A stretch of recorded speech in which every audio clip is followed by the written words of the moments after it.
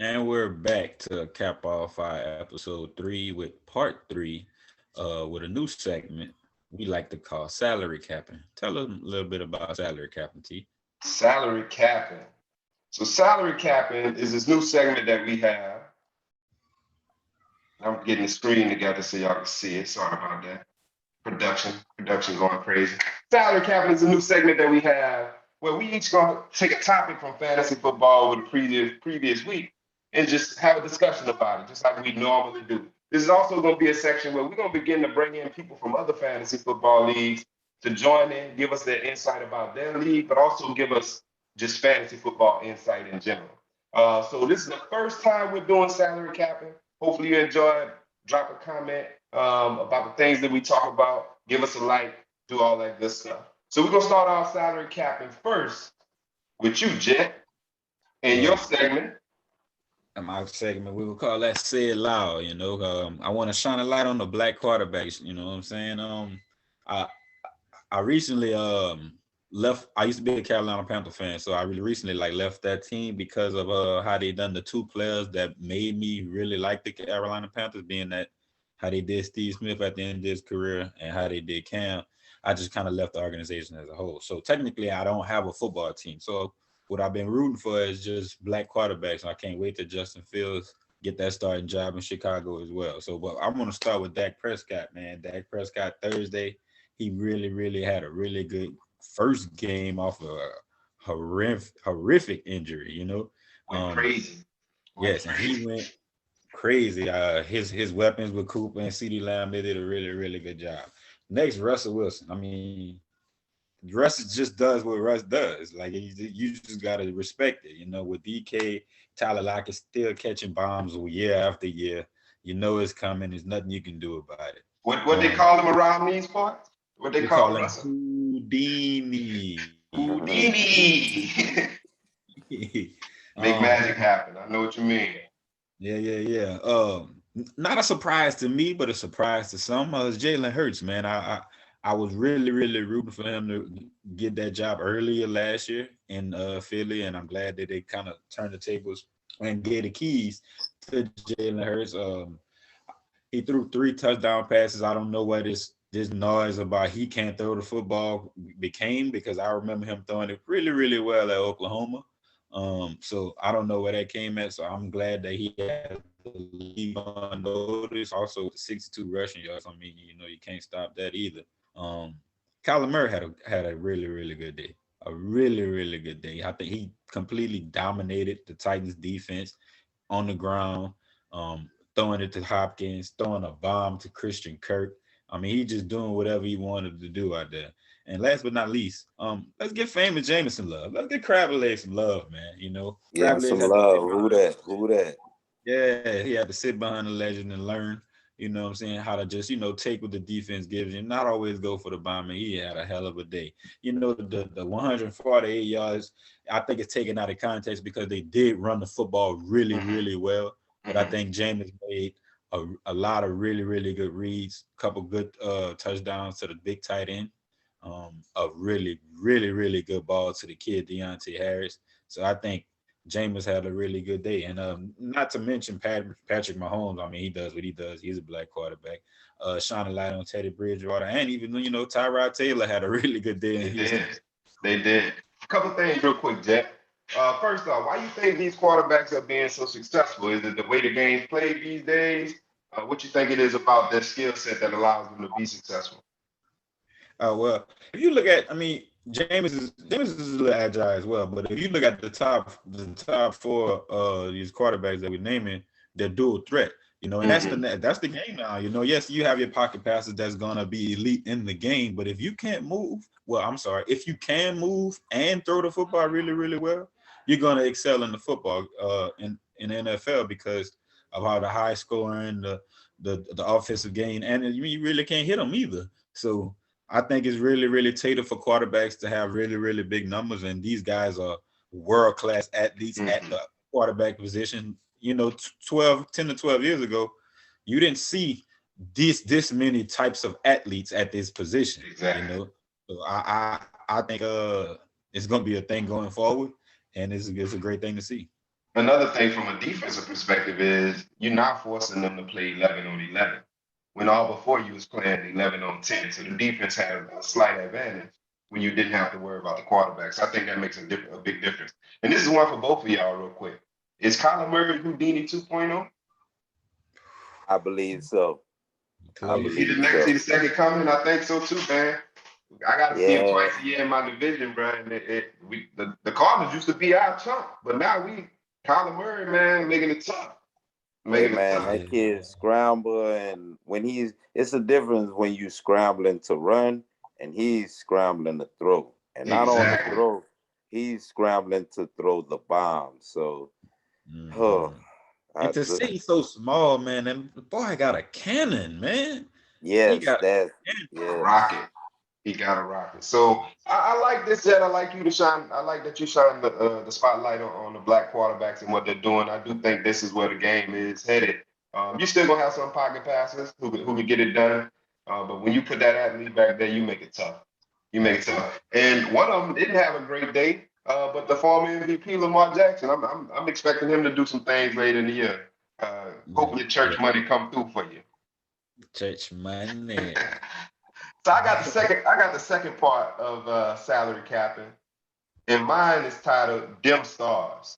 Because we had a bunch of stars last week who their star wasn't shining so bright. Starting out with Aaron Rodgers and the Devontae Adams connection, man. A whopping total of 12.7 points to 75 points together. Who would have thought that? Right? No, 12.75 together? Wow. Who that? Wow, was it the Saints or was it them, Cal? I like to lean more. I think we played sound football, and we came out ready, even though we was at a different field, but it was our home field for that game. I think we were the more prepared team, and it showed, between the lines. But with that combination right there, I would say, like Aaron Rodgers said, man, relax. Man, they got a division game next week with the Detroit Lions. Always play people who play against the Detroit Lions. They're gonna come out piss hot. So I expect big numbers from them. I'm thinking Aaron Rodgers somewhere around 40, Devontae Adams somewhere around 30. So if you got the connection, that's probably about 70 points for you next week. I can see Devontae catching 2 touchdown passes easily. They throw him those little quick screens near the red zone, and he bullies his way into the end zone. I can see him catching 2 of them easily, and then Aaron Rodgers just going dumb in that game. The next Dem star was Derrick Henry, man, King Henry. He did have was it? I think the points might be wrong. I got to go back and check. I didn't know I thought he had like 10. I don't think he had that many. I think that's what they was projecting or something like that. I got to go back and check it. But he did have. I think he only had 10. I think he had 10. 10. I go back and check that and make the correction. But I know he didn't have a Derrick Henry type of day. Not the day that we thought he would have against the Cardinals. But the Cardinals came out with it on their mind, and I think a lot of it was just the game itself, the way the game was playing out. But Derrick Henry gonna shake back. He gonna get volume. They are playing Seattle next week, who's number 28 against running backs right now. So I think he's gonna have a good game. I don't think Seattle is the Seattle of old. I think they're gonna try to give him the ball and make Seattle put an extra person in the box, and then that's gonna open up the passing game. If Ryan Tannehill is not getting sacked and fumbling the ball all over the place. They had a horrible game from their left tackle. So hopefully that gets better. But I think Derrick Henry bounces back. It's King Henry. You put the ball in his stomach for 20 plus times a game, people going to get tired of tackling it. And that's going to help him out down the stretch. So I can see Derrick Henry bouncing back. And then a combination that I know so well is the Josh Allen, Stephon Diggs connection. They totaled 34.3 points together. But that wasn't typical of what we were seeing last year. I thought they were gonna come out the gates a lot better than they did. I have to say Pittsburgh got after it. They made Josh Allen a little uncomfortable. So that caused problems. This week they got the Dolphins. The Dolphins do have some big time cornerbacks. Their defense plays well. I think I saw a stat today that said their defense had a turnover in the last 23 games that they played in. It's the longest streak in NFL right now. But I think they bounced back, man. The last time the Bills played the Dolphins, I think the Bills put up 56. So they're gonna try to rekindle some of that, get that back together, and get that ball rolling. I sure hope that they do, because my season depends on it. I hope they bounce back. What y'all think? What y'all think about these young stars? I don't need that for sure. I don't need that. And we play each other. So no, I need Miami to stand up and be the defense that they show that they could possibly be just for 1 week. And I know Josh Allen, the connection is real. I know they here to produce points, but just hold off one more week. You know what I'm saying? But I got a question though. The Derrick Henry thing, we kind of thought that you got AJ on the side, you got Julio on the other. Do you think later down in the league, later down in the season, that Derrick Henry will continue to be the rushing king that he is? I think so. I think the way football is played, you can't take away everything. So eventually you got to give something up. And if they could get the passing game going, I think that's just going to help Derrick Henry even more. And then if Tennessee ever in the league, you're going to get a ball to Derrick Henry. So I don't know if he leads the league. I don't know if he's going to lead the league in rushing this year, but I still think he's going to be one of the highest scoring talents in football. And Derrick Henry scored 10.7 points, so I need to go and make that correction. So he did not score 15.9. He scored 10.7 last week, which is even worse. But I do think, to answer your question, Jed, I do think he bounces back. So you all, if you had any of these people on your team, would you be worried after week 1? Nah, I really wouldn't be. It's a long season, and you can't base it off of 1 week, because fantasy football is based off matchups. 1 week I could have a bad matchup. Next week I could have a great matchup. So I wouldn't sweat after 1 week. Don't sweat it. So if you had the panic button in front of you, we're not pushing it right now. No. Not just yet. All right, and to close out the first segment of Salary Cap, what you got for us, Ep3? All right. In my segment, I have balling for position, and I'm going with the young guns, man. I'm going with the young guys. I really was checking them out. I'm gonna start with Jamar Chase. Jamar Chase had 24 points off 7 targets. He had 101 yards with a tug. Anytime you getting in the end zone is worth looking at. Then he hit the gritty on too. He hit the gritty with his partner on the other sideline. Yeah, then his touchdown celebrations, that's even more. It's not a point, but if you entertain them, that's worth a little something to me. The swag. So he out of there in Cincinnati. If you got him on your team, I look to get him in as a flex. I will play him because talent is talent, man, and these young guys, they showing that they can play in this league. My second guy I got, I really like this cat. He's on our team. He's a part of our connection now. Devontae Smith. He had 19 last week. He had 8 targets, 71 yards, and a touchdown. I told y'all how we feel about touchdowns. So we looking at him like he the number 1 in Philly. I don't think it's a better overall talent than him. And I think if he's getting the targets, then his ceiling is, I can't really say right now, but it's up, So I'm looking for big things. That touchdown catch was nice too. That touchdown catch was real nice, over the shoulder. It was a good catch. Yeah, it kind of reminded me of when he done that to win it all, The big players they make big plays like that, So if you got Devontae Smith, man, that's another flex option, I'll be looking into, because this guy, he's getting the targets, and any guy that's getting the targets and getting touchdowns, those 2 T's I got to roll with all the time. Targets and touchdowns. I like that. Targets and touchdowns, yeah.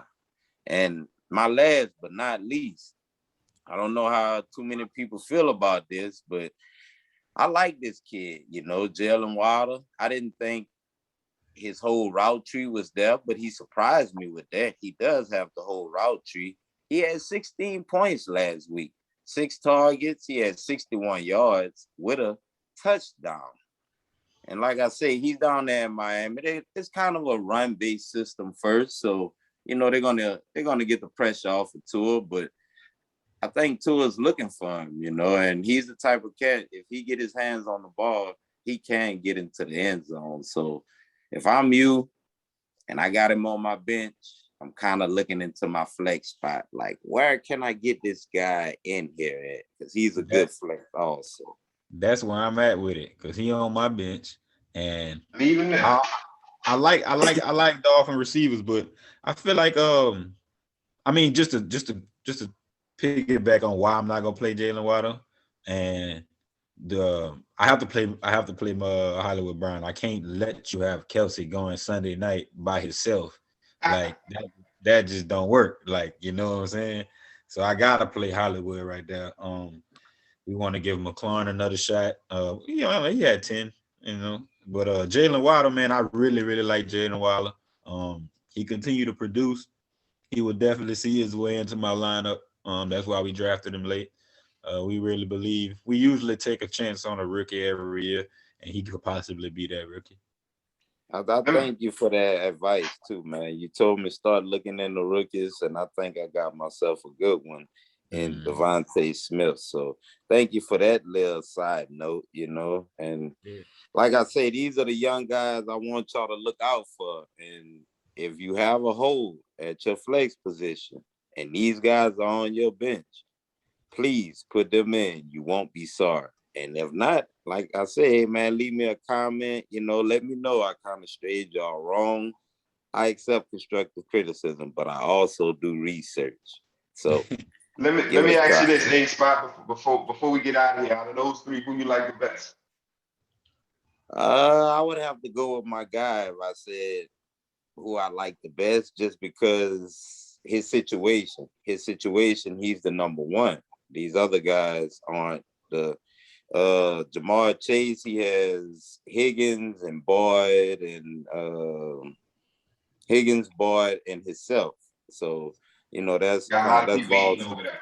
Yeah, but he got his quarterback though. He got his quarterback. He do have his quarterback. You don't think he's looking for him more?